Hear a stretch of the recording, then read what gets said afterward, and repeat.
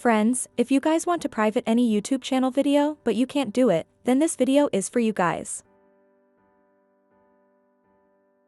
In this video, I will tell you step by step how you can make the video of your YouTube channel private.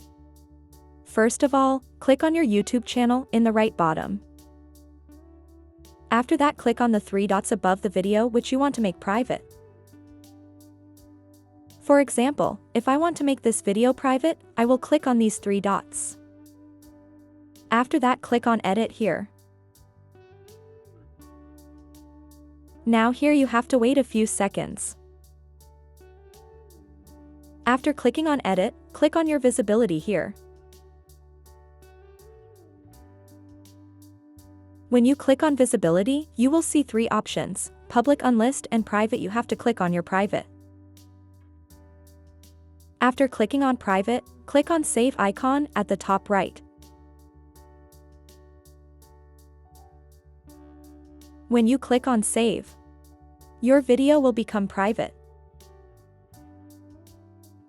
In this way, you can make any of your YouTube videos private. Now here you can see this video, no one else can see it except me. Thanks for watching this video.